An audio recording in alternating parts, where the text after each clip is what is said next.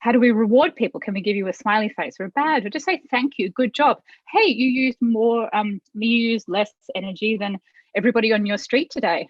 Thumbs up, good job. That really encourages people to keep on doing these positive behaviors. Hey, how's it going? Thank you for checking out Earth Care. Today we're heading to Silicon Valley to catch up with environmental engineer Katie Patrick. Katie hosts a podcast called How to Save the World, where she interviews academic researchers and gets their take on how to save the planet.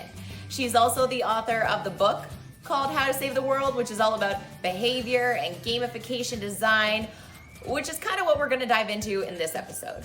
What is environmental gamification? How is it helping to combat climate change? And the Energy Lollipop, Katie's invention. What is it all about?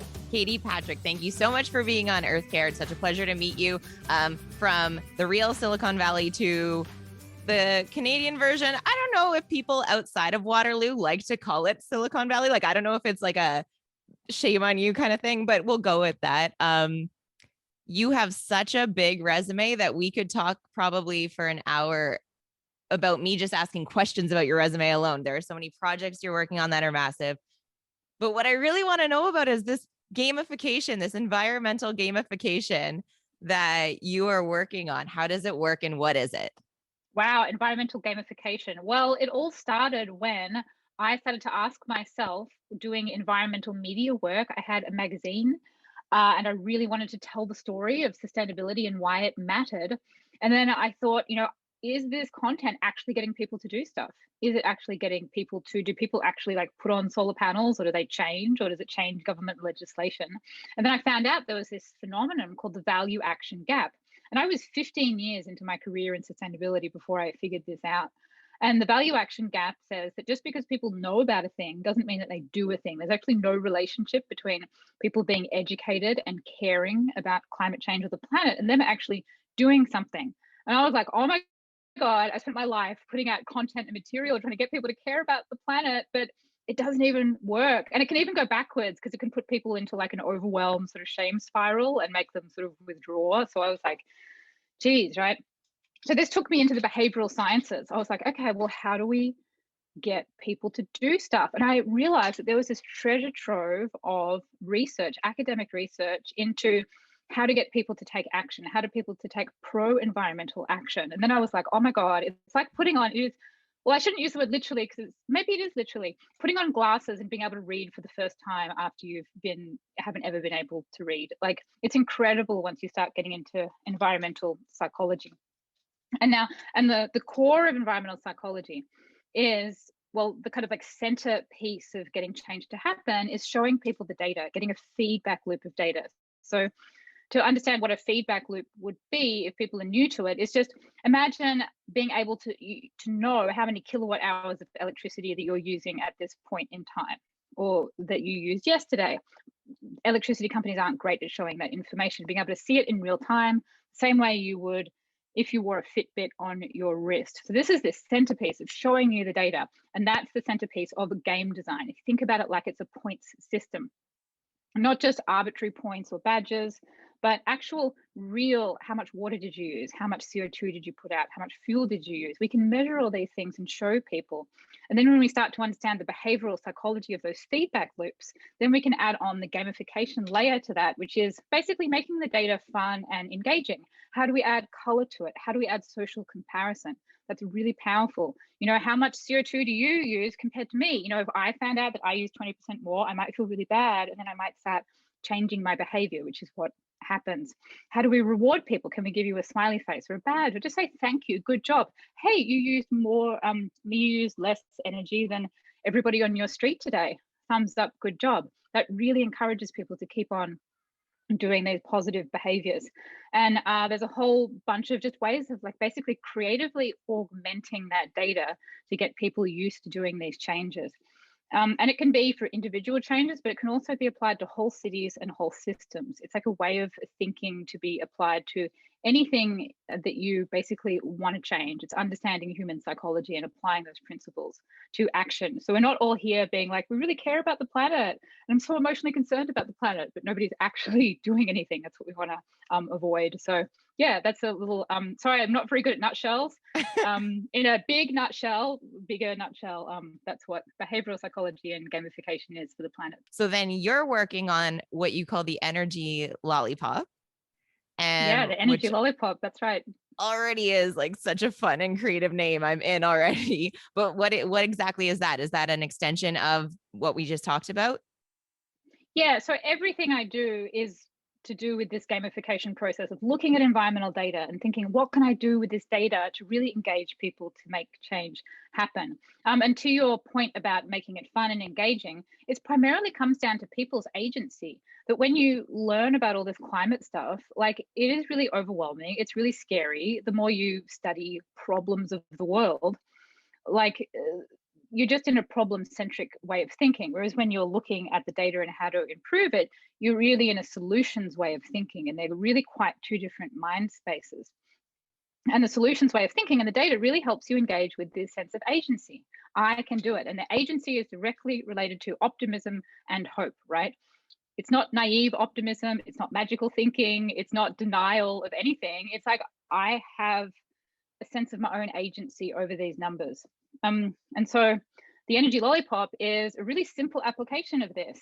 I was working on all this software and to do with like clean energy. And I'm like, can't we just see the CO2 out on the street on a sign? That's all I want. I don't want these crazy numbers of like solar megawatts generated and like the ratio of like wind to coal. And like, I mean, I've even got an engineering degree and I find this stuff hard to understand. I'm like, can't you just add up the CO2? And I just want to know it and I want to see it on the street and I want it to change in real time. And then I was like, you know what? Maybe I could build that. And I said, I just want it to be like a lollipop. I want it to be like a round lollipop. And it just changes color. And that's all it does. It doesn't do anything else. And then I was like, oh, this could be really fun, actually. So I actually ordered one. I ordered one.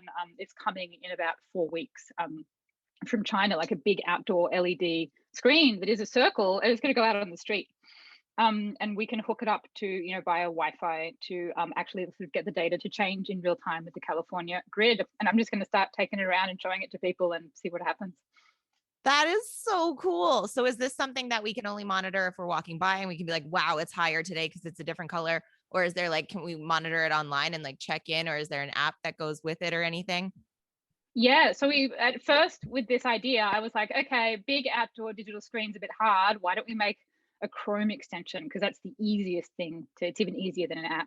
So I would encourage people to go to energylollipop.com, just normal spelling, or look up Energy Lollipop on the Chrome store and you'll be able to download it. It only has California on it right now. But still, even if you just look at California, you'll be able to see the nature of what happens to the grid that is not that dissimilar to other grids. That it goes up at breakfast time, it goes down at lunchtime from all the solar, has a really big peak in the evening. And, hopefully over time we'll be able to start adding different grids to that. Yeah, so the idea is that you'll have individual prompts that you can have on your own devices, like Chrome extensions, app, but then you'll see it on the street as well. So it's kind of like coming at you from all angles, this agency inspiring little nudge to remind everybody that CO2 is coming out all the time and that we can take some action over that. So I guess before I let you go and before the Energy Lollipop is in every city and we can all walk by and check in on it. I hope so. I hope so. This is such a cool concept. And the way that technology big job is installing them. yeah. Yeah. So I guess for those of us who aren't in California, and just diving into what's happening to the environment and how we can take action, what would you want them to know about climate change? What do I want them to know about climate change? Geez, nobody's ever asked me that before. I would just say, for a start, come from a solution-centric perspective, like don't be all like victim-y and down on everything. Like there's just no space for all those. They're not that useful, all those emotions. Come from a solutions perspective and just start really looking into the numbers. Like this stuff is fascinating. Look into the numbers about where all of the petrochemical CO2 comes from. Look at your electricity grid and see what it's made up of. We have these great organizations called Kaizo. I don't know if they're a great organization, but they have great data. And it shows you all of it's got great charts that show you the ratios and it changes in real time. And you can look at it different every day, depending on the weather. And a lot of different states will have an equivalent website that shows you that data. Just start really looking into it. Look at natural gas. and start to understand all these levers on where all of the CO2 comes from, and look at it like this big map of numbers, and then think, well, which bit of this do I want to influence? What could I influence? Is it solar, maybe EVs, all the different pieces, or maybe something, from agriculture or, manufacturing. And then, ask you, invoke this sense of agency. If I want to have agency over these numbers, what would I do? And so that's a very practical way to go about it. So that's how I look at climate change, as a big array of data to influence. That is fun. And I would just love to share that way of thinking. Then, looking at glaciers getting smaller, and it's really fascinating. It's a wonderful thing to just look deeply into data and try to understand it all. Well, it was such a pleasure meeting you and talking to you. And I can't imagine how busy your schedule is, yet you share all this information in podcast form, in your videos. So thank you for doing all of that, because it really is such a wealth of information if we go check out your pages. Yeah, thank you. I enjoy doing it. It's my life. I just do what I love. So I'm just following what I love to do. And I get to meet great people, like you and everyone through doing this. So it's all just following the path of what's it called? Following your own bliss.